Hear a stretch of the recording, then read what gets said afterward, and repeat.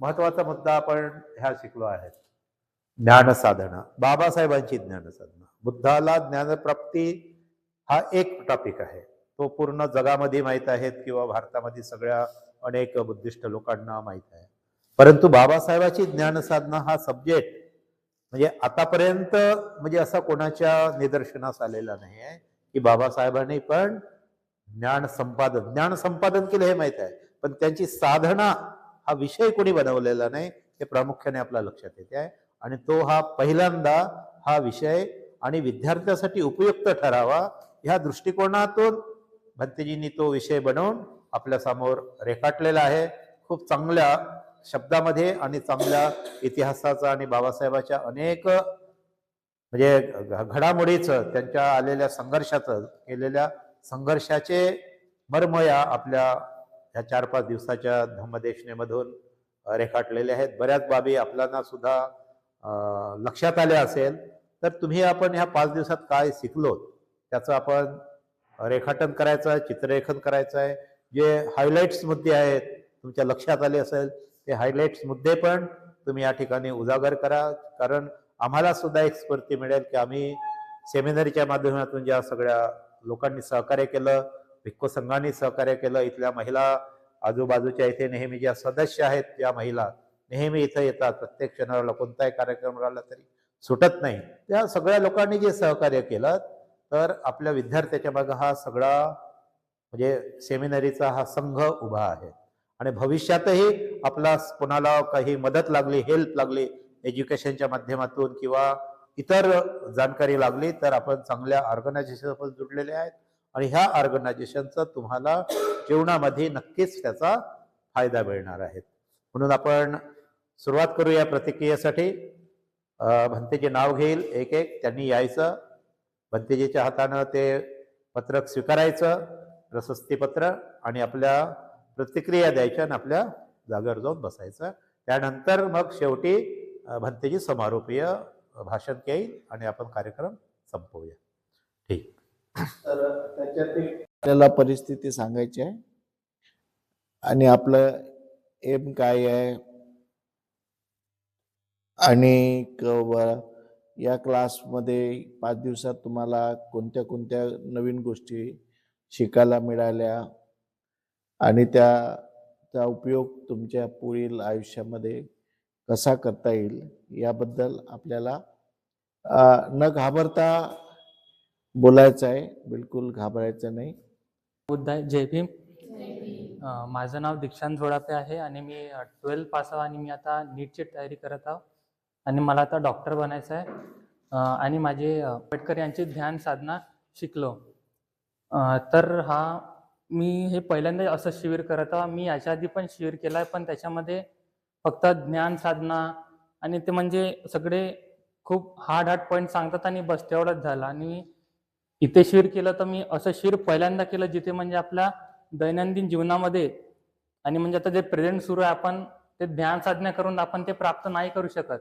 आपण तो अभ्यास करून ते आपल्याला दैनंदिन जीवनामध्ये ते पॉईंट्स उतरवून कसे उतरवावे ते सांगितलं आहे. आणि आपण मोठ्या मोठ्या पोस्टवर कसं जाऊ शकतो आणि आपल्या स्वतःसोबत आपल्या समाजाचा उद्धार कसा करू शकतो हे सांगितलं.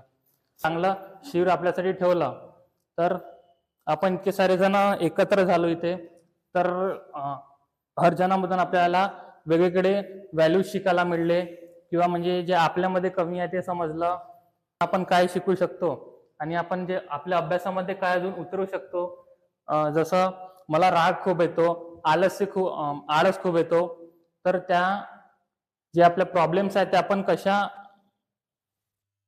त्यांना सुधारवलं पाहिजे, त्याच्यावर काम कसं केलं पाहिजे तेही सांगितलं. आणि ते बुद्धाय, माझे नाव प्रशिक राजेश आटिकणे, मी पुण्याचा रहिवासी आहो. माझं आता बी ए सेकंड इयर चालू आहे. याच्यानंतर ग्रॅज्युएशन कंप्लीट झाल्यानंतर आपण पाहू म्हणजे मला का करायचं आहे ते ठरावीन. म्हणजे माझे एम आहे फक्त व्यापार. भंतेजी आमच्या गावी आले होते, त्यांनी सांगितलं होतं की आमच्या इकडे बुद्ध सेमिनरीमध्ये 5 दिवसाचा कॅम्प आहे, म्हणून आम्हाला फोन केलं होतं की तुम्ही या बा, तुम्हाला आमच्याकडून जे काही मार्गदर्शन होईल ते आम्ही सांगू. आणि इथं बहुत चांगलं एक काम आहे की आम्हाला मार्गदर्शन केलं, बहुत चांगलं मार्गदर्शन केलं. त्याच्यानंतर तुम्ही सांगितलं की जेवणाचं खूप सुंदर होतं. आणि कोणत्या गोष्टीला अडथळा म्हणजे मार्गदर्शन तर आम्हाला क्लासमध्ये पण होतं, पण भंतेजी आम्हाला रूममध्ये पण सांगत होते की हे असं आहे, ते तसं आहे. सगळ्याच गोष्टी मार्गदर्शन करत होते. आपले ते मागे बसले आहेत ते बी भंतेजी सांगत होते की हे असं आहे, हा विषय असा आहे, काही समजलं नाही समजलं तुम्ही विचारून घ्या. राहिलं खेळाचं तर खेळाचं आम्हाला कोणी रोकतच नव्हतं. म्हणजे खेळा तुम्ही, पण जे शिकवतो आम्ही त्याच्यात पण लक्ष द्या. सो माझा जर 5 दिवसाचा एक्सपिरियन्स सांगायचा झाला तर मी विपश्यना शिबिर बरेच केलेले आहेत. ऍक्च्युली 3 महिने मी विपश्यना शिबिर जिथे होतं तिथे स्टे केलेला आहे कंटिन्यू. सो मला माहिती आहे की विपश्यना शिबिरमध्ये काय काय होतं. बट हे जे शिबिर होतं तर या शिबिरामध्ये ना तुम्हाला एक्सरसाइज करायला लावली, ना तुम्हाला एक्सेसिव्ह टाइम पर्यंत मेडिटेशनला बसायला लावलं. जबरदस्ती कोणत्याही गोष्टीची नव्हती. फक्त तुम्हाला नॉलेज वाटण्यात आलं आणि माझ्यासाठी हा खूप महत्वाचा आणि खूप मोठा एक्सपिरियन्स होता.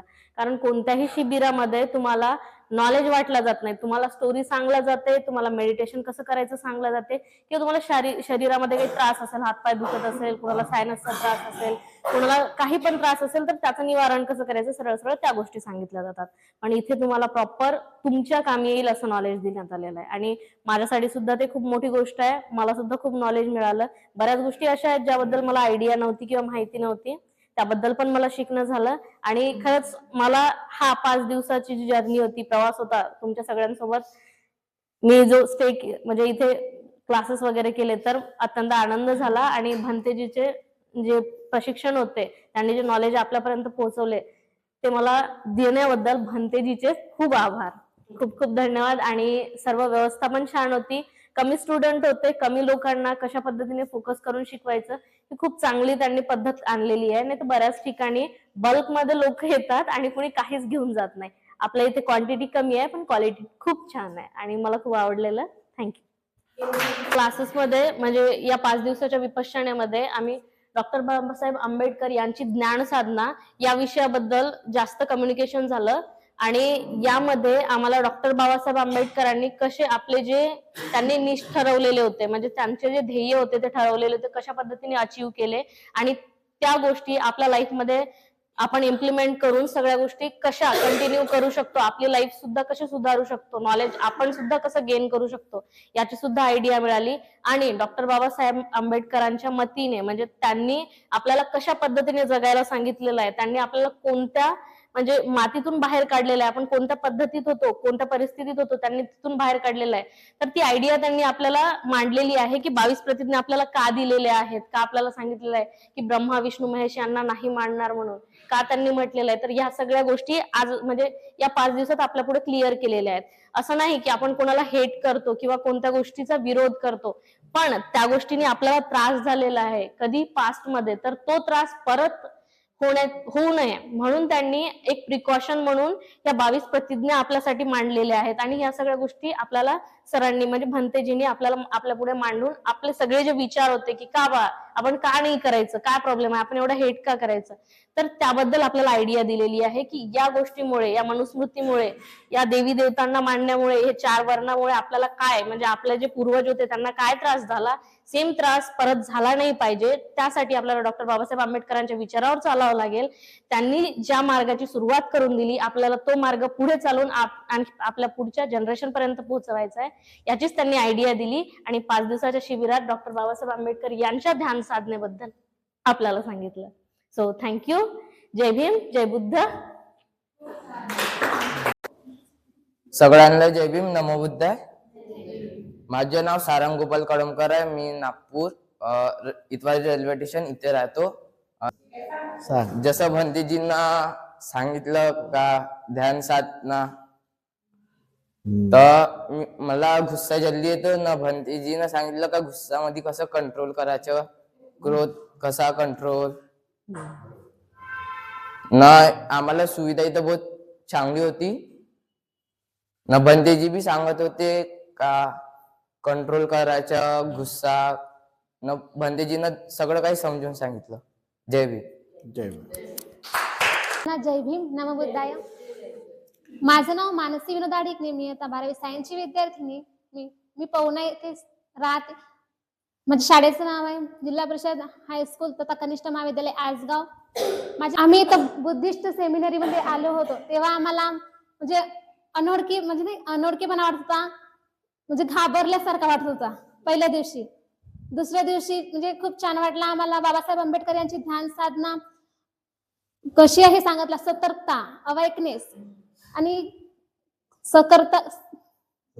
सतर्कता इंद्रियों के प्रति कैसे सतर्कता रखे असे आम्हाला सांगितलं.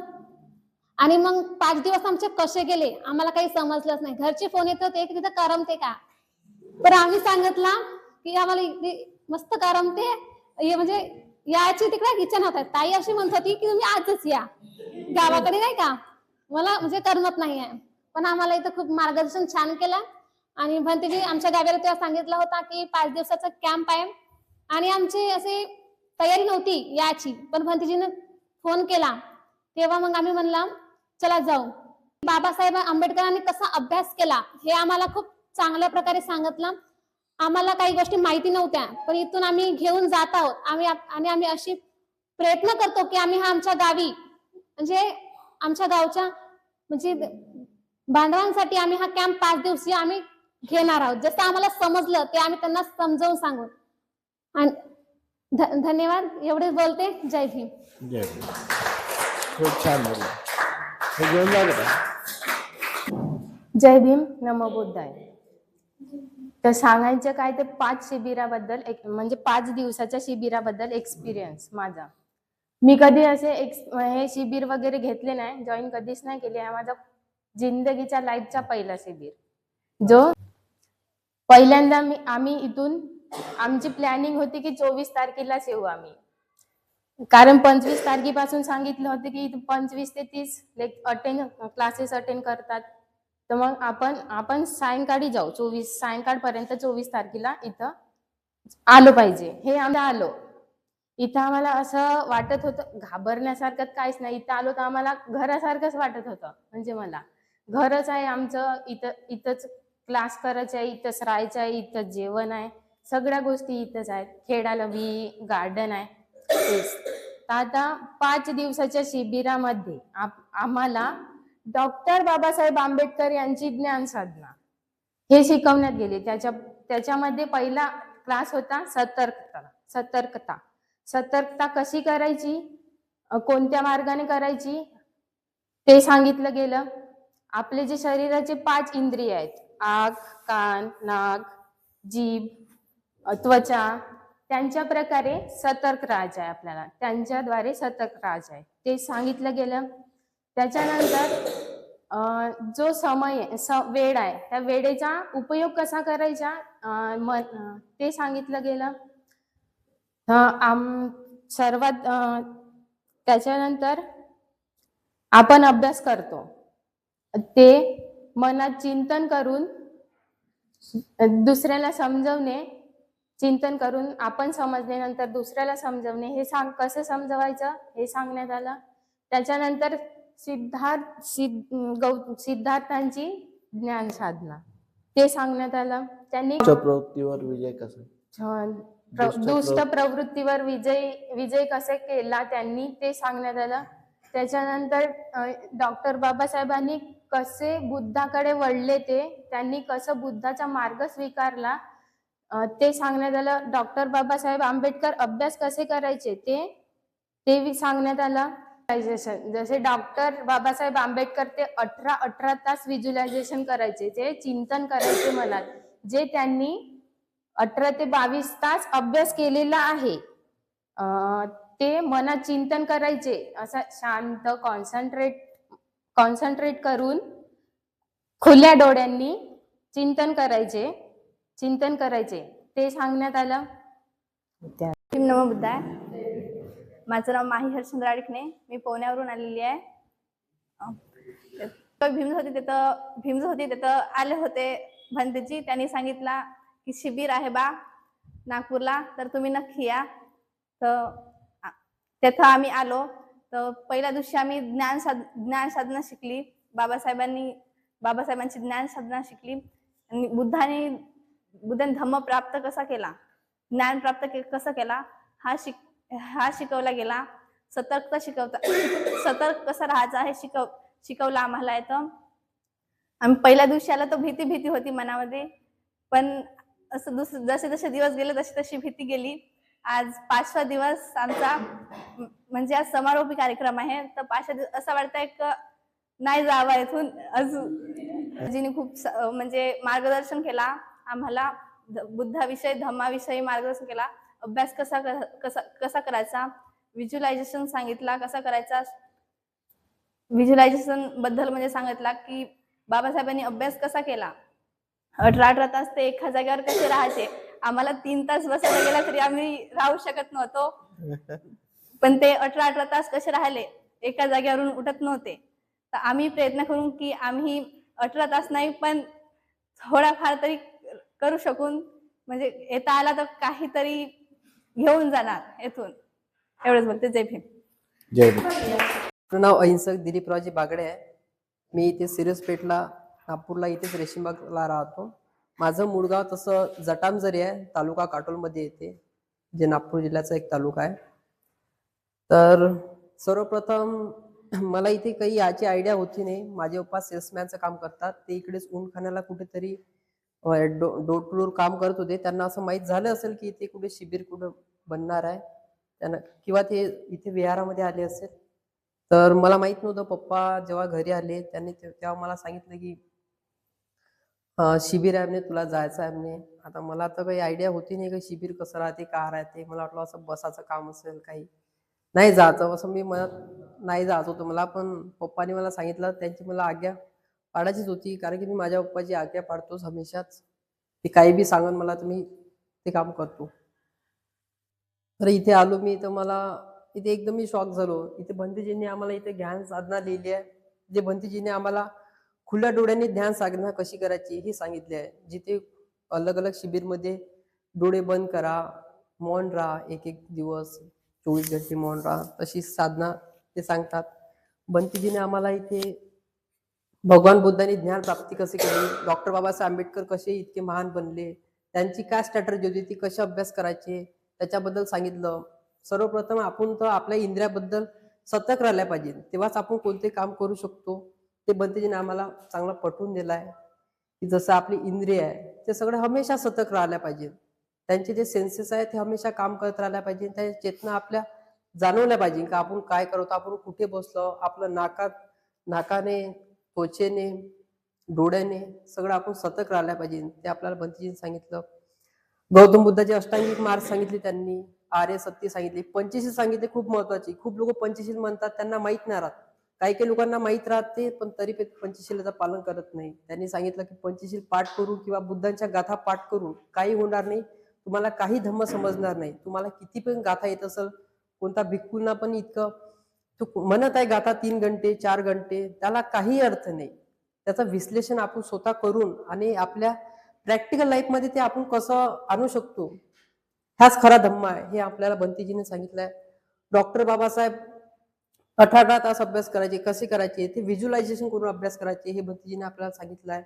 की जेव्हा ते बाहेर देशामध्ये राहायचे, ते आपला टाइम कशी युटिलाइज करायचे, ते कुठे फिरायला जायचे, त्यांना मनात विचारायचा की आपण इथे कशासाठी आलो आहे, आपण फिरायसाठी थोडं आहे. भंतेजीने सांगितले ते 1 घंट्यासाठी किंवा 2 घंट्यासाठी असे बाहेर फिरायला जातात. त्यांच्या मनात असा विचार यायचा की आपण इथे आपल्या समाजाचा उद्धार करायसाठी आलो ना, आपल्याला फिरणं जरुरी आहे. असं त्यांना पण वाटत होतं की त्यांची पण हेल्थ, त्यांचे पण पाय सुकडत असतात, जसा आपल्याला त्रास येतो त्यांना पण त्रास येत असत, पण तरी ते थांबले नाही. ते समाजासाठी झटत गेले. ते अभ्यास कसे करायचे त्यांनी भंतेजी सांगितलं. ते चिंतन करायचे, अध्ययन करायचे सगळं. म्हणजे ते त्यांचे जेव्हा ते बसायचे टेबलावर, तेव्हा ते भंतेजीने सांगितले की ते कमीत कमी 13 ते 16 पुस्तक घेऊन बसायचे सोबत, रेफरन्स थ्रू. म्हणजे ते रेफरन्स ठेवायचे की त्यांच्या मनात जे विचार आहे ते कोणत्या पुस्तकामध्ये कुठे मिसमॅच होत आहे ते बघायचे डॉक्टर बाबासाहेब आंबेडकर. त्यानंतर भंतेजीने आपल्याला ध्यानाची माहिती सांगितली. तर भंतेजीने आपल्याला आपली समाजाला असणारी गरज हे आपल्याला पटवून दिली. आपल्याला माहितच नव्हतं अजिंठा वेरूळचा इतिहास, भंतेजीने आपल्याला सांगितलं. काय शौर्य दिनाचं पण भंतेजीने सांगितलं. आपण स्टेटस ठेवतो, आपण सगळं सगळं काही करतो. स्टेटस लावतो, गाणे म्हणतो, भजने म्हणतो, डीजेवर नाचतो, सगळं काही करतो. पुस्तकं पण वाचतो, इव्हन पुस्तक पण वाचतो. सगळ्यात जास्त पुस्तक वाचणारे आपले एससी समाजचे लोक आहेत, शेड्यूल कास्टचे. सगळं ठिकाणी पुस्तकाचे मेले लागले राहतात. आपल्या दीक्षाभूमीवर सगळ्यात जास्त खेळण्यापेक्षा पुस्तकाचे दुकानं असतात. पण ते वाचतो फक्त आपण, त्याला व्हिज्युअलाइज कधी करत नाही, त्याचं चिंतन कधी करत नाही. म्हणून आपला समाज मागे राहिलाय. गौतम बुद्धांनी तेच केलं, बाबासाहेबांनी पण तेच केलंय की ते चिंतन करायचे.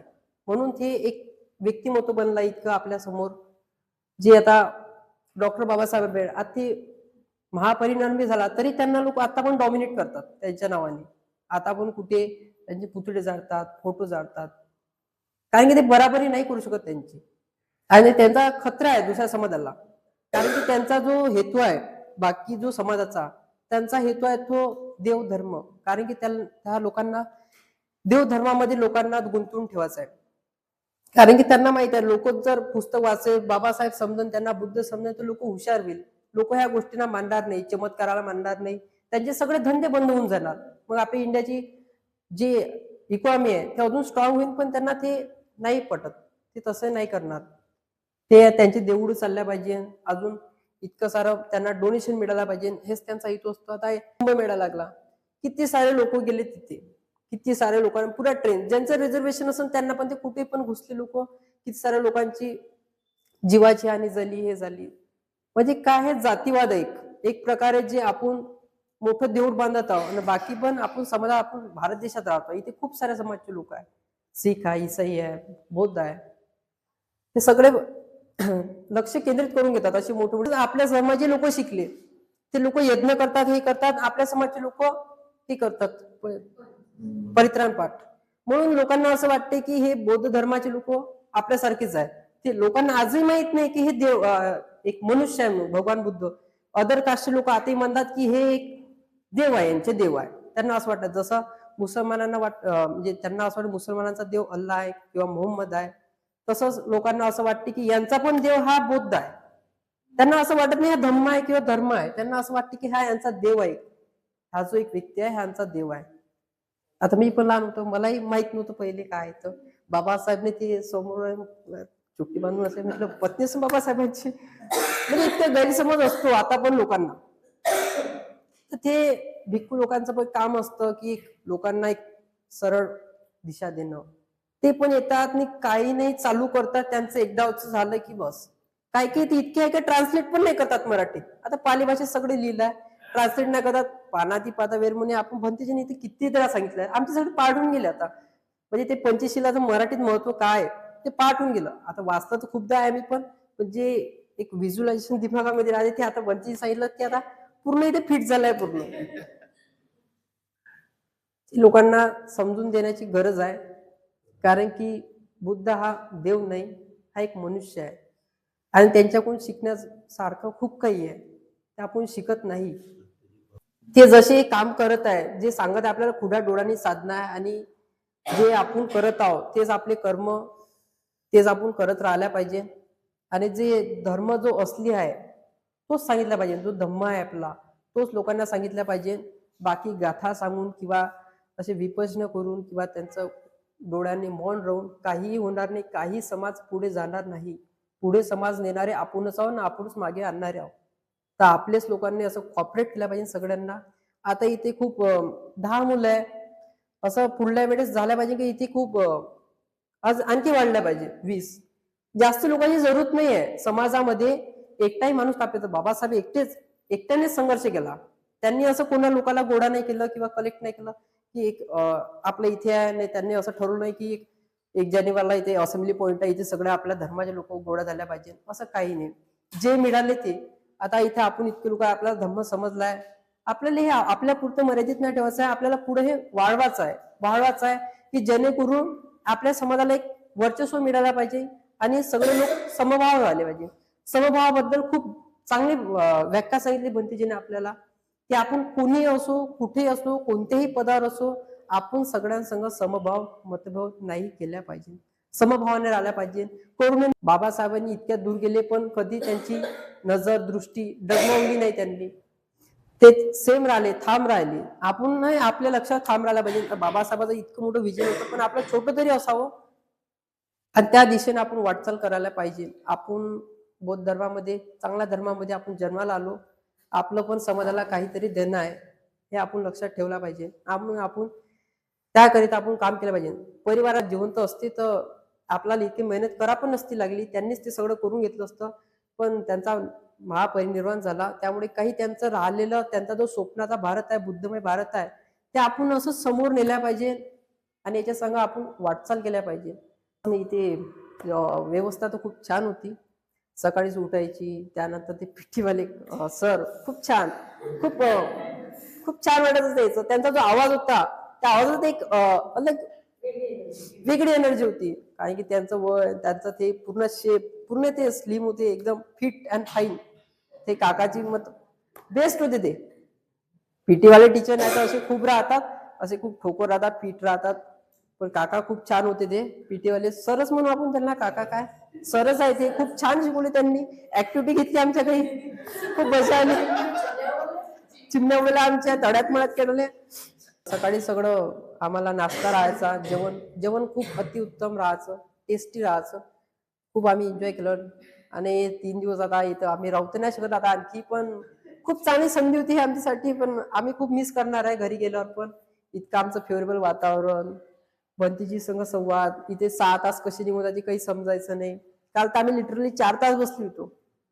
भंतीजी होते, आज भंतीजी पण आमच्याशी 2.5 ते पावणे 3 तास भंतीजीने आमच्याशी कन्व्हर्सेशन केलं. म्हणजे त्यांनी असं वाटलं की यांना सांगायचं आहे, पण आम्ही पण खूप चांगल्या पद्धतीने त्यांचं ऐकून घेतलं. त्यांना असं आम्ही इम्बॅरेसमेंट असं वाटलं नाही त्यांना फील की कोणीतरी बोर मारत आहे किंवा आपलं जास्त होत आहे. त्यांनी पण आम्हाला त्याच भावनेनं समजावून सांगितलं आणि आम्ही पण ते तसंच ग्रॅप्स केलं. त्यांना पण आमच्यावर विश्वास आहे आणि आमचा पण त्यांच्यावर असा विश्वास आहे की ते आणखी असे शिबिर कलेक्ट म्हणजे ऑर्गनाईज करणार आणि आम्ही पण येणार. जय भीम, नमो बुद्धाय. माझे नाव हर्षद सुखदेवे. खूप छान वाटलं इथे येऊन शिबिरात. भंतेजींनी खूप छान गोष्टी सांगितल्या आम्हाला. काही गोष्टी आम्हाला माहीत होत्या ऑलरेडी, पण त्या आचरणात कशा आणायच्या त्या माहीत नव्हतं. ते आम्ही येथे शिकलो. काही नवीन गोष्टी पण येथे शिकलो. आणि अजून हे रेसिडेन्शियल कोर्स होता, रहिवासी शिबिर. मी राहिलो नाही इथे, पण इथे मी भोजन केलं आणि नाश्ता केला. भोजनाची अरेंजमेंट खूप छान केली होती. खूप छान सात्विक आणि साधं भोजन आम्हाला दिलं गेलं होतं. आम्ही सतर्कता शिकलो की आपले सेन्सेस वापरून कसं सतर्क राहायचं, सतर्कता कशी बाळगावी हे शिकलो. आणि परत दुःख आणि मग त्यांचे कारणं निवारणं हे सर्व शिकलो.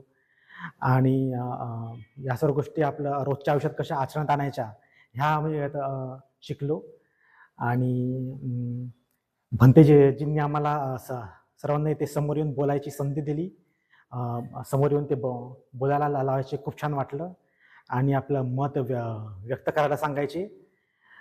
मी फर्स्ट डेला बोललो होतो की मी बोलत नाही, मी जास्त अबोलाव, शांत आहो, बोलायची सवय नाही. पण आज मी तुमच्यासमोर येऊन बोललो 4 शब्द. हा या शिबिरामध्ये जो मला कॉन्फिडन्स आला त्याचा हा परिणाम आहे हा. आणि शिबिरात आपण जे काही शिकलो आपण ते आपण आयुष्यात आचरणात आणू. घरी